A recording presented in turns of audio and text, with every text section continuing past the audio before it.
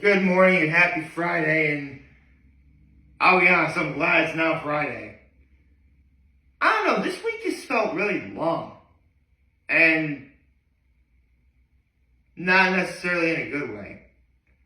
But, you know what? I think I know why. Because even though Halloween isn't until next Thursday, a lot of the big Halloween parties are going to be like tonight and tomorrow. Honestly, Halloween really should. I'll be going over this again later. But Halloween really just should be on either the last Friday or the last Saturday of the month of October. Or why not just make it like Friday and Saturday night? Like 2 nights. I mean, it's probably never going to happen at this point, even though logically it should. Because, Saturday night would definitely be more. Wait, no. Shoot. Because, okay. Like, either Friday or Saturday, kids will be able to go trick or treating.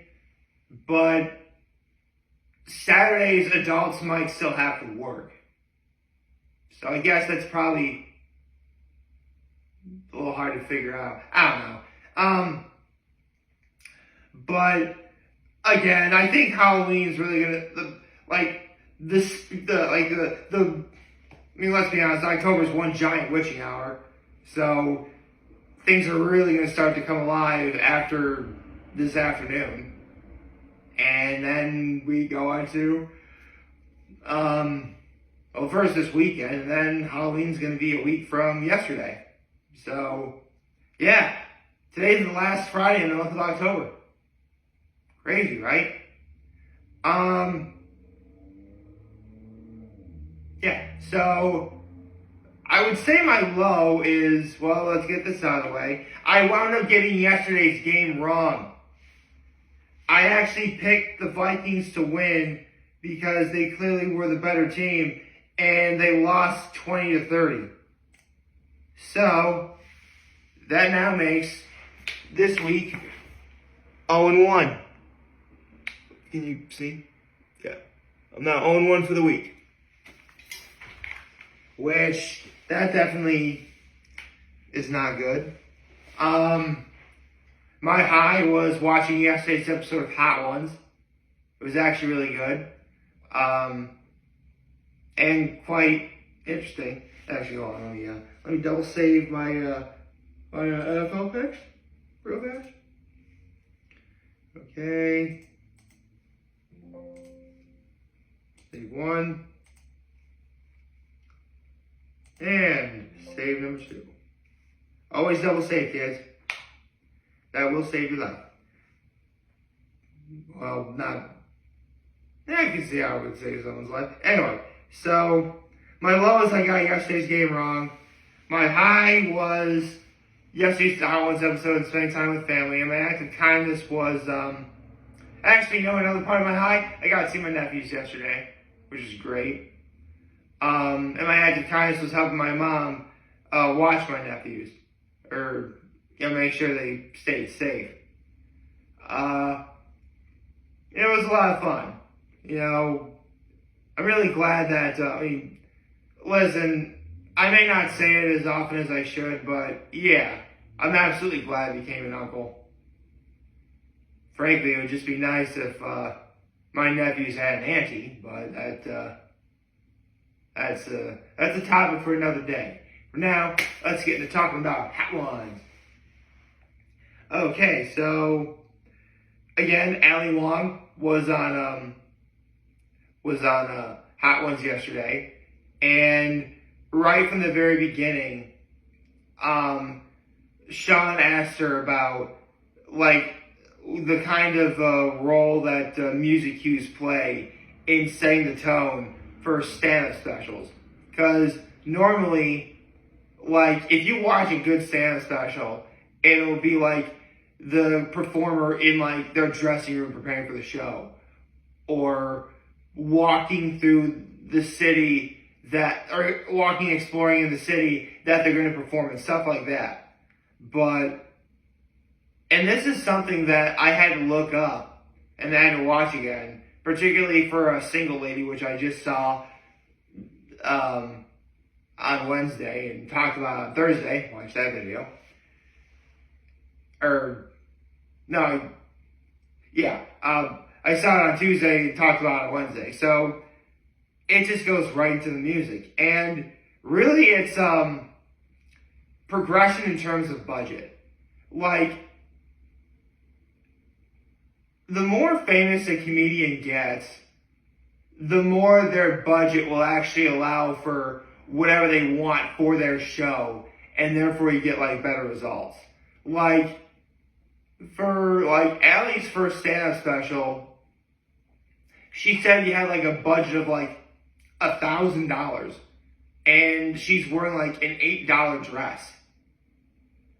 So, no, there was like a beat that was like, there was like a beat she walked out to that was like worth $1,000. But as you got like more and more budget, you're able to get stuff like Beyonce, which, Single Lady, which makes sense. Talked about the first time doing stand-up at the Brainwash Cafe, and how it was essentially like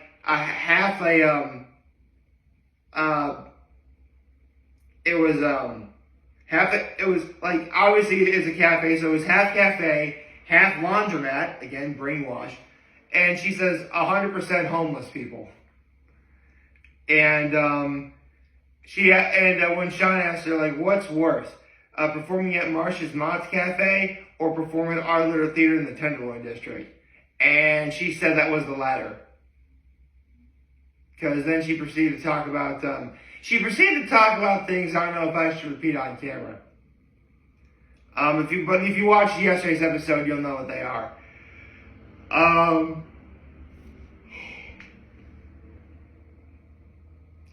She talked about pet peeves or improvements to restaurant reviews, on restaurant review platforms, and it's actually something David Chang talked about when he was on Hot Ones, where, like, if you're going to review a restaurant, review what's actually the most important thing about the restaurant, which is the food that you're served.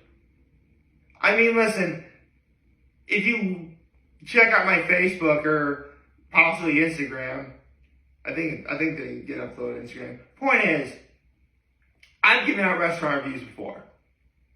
And I always make it, here's the thing.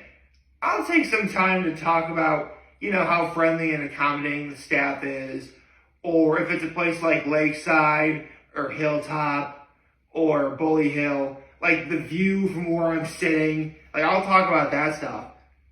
But at the end of the day, I will talk about how good the food is above all else. And that's actually what a lot of people should do. Like, yes, stuff like atmosphere, accommodating wait staff, cleanliness of a restaurant, yeah, those are important. But, are you going to be eating the wait staff?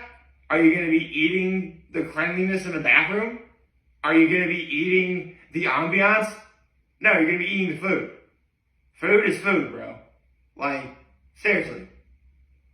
Like, I can tell you, like, for every restaurant review I've ever done, while I definitely have talked about how friendly and accommodating the waitstaff is, I stop right there. Like, the thing I talk about most is the food, which is what all restaurant reviews should do. She talked about the most fun and cathartic scene to shoot while she was working on the show Beef, and where I don't know if I should talk about this. Where there was one particular scene where she's just going absolutely insane, and she had to overreact to a certain yellow liquid being on the floor. There was a lot of dialogue she had to do. There was only limited time. Like, she only had 3 takes to do that scene. Like, that's the problem.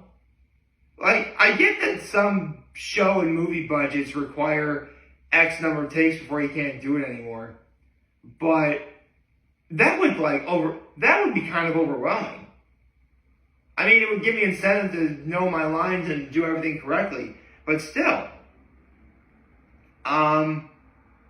she talked about the value of when a joke, that there actually is value. There's value in failure, and that leads to motivation to be able to tell jokes better.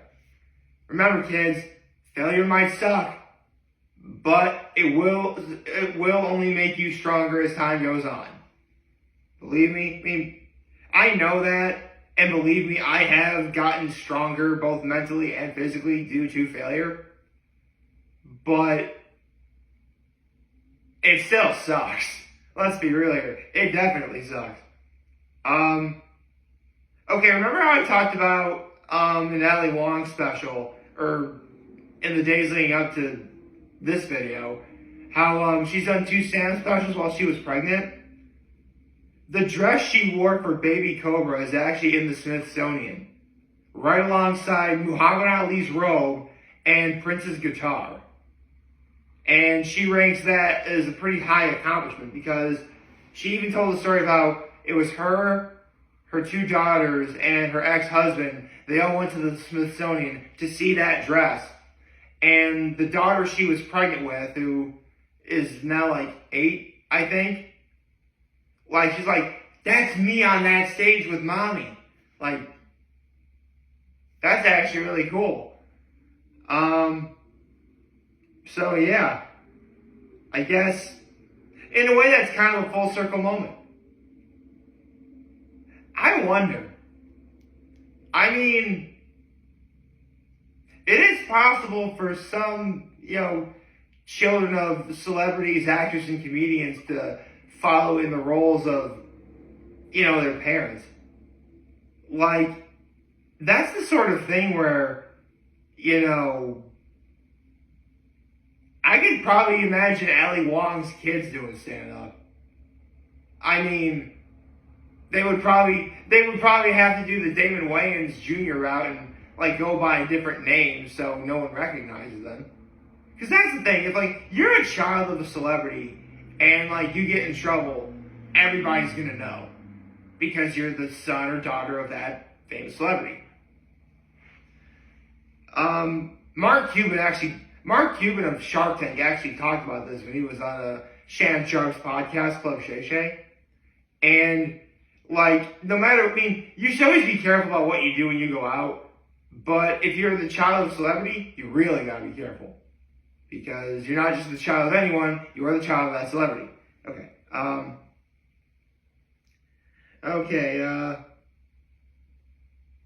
Her favorite medical jargon for when she worked on the show Black Box as Dr. Lena Lark was all the brain related stuff, like the occipital and temporal lobes and stuff like that.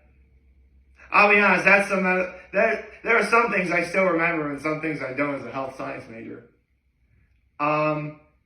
She talked about a Mount Rushmore of noodle soups, which is the New Romian beef noodle soup at Dai Ho in the San Gabriel Valley. The pho at the Pho Hanoi at San Jose. The chicken pho at, it's no longer there, but Turtle Tower in San Francisco. But you gotta have it with dark meat. And this one snail tomato crab soup she had as a street food when she was in Vietnam.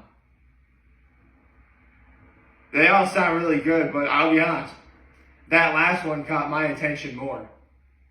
I've had snails before. I've had escargot before. It's been a long time since I've had it, but I've had it before. I like snails. I like tomatoes. I like crab. I would like this dish. I would like that soup.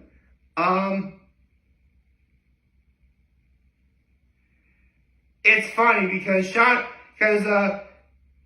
it wasn't until we got to the ninth wing, the fresco sauce, the arbol scorpion, where Sean revealed that Ali Wong is the second person who's been Hot Ones who wanted to be senior class president. The first was Vince Vaughn over just a season ago. And Sean asked, what was the motivation for, being senior class president? And Ali Wong didn't realize then, but a senior class president, you have like a weekly or like school assemblies and you gotta give speeches.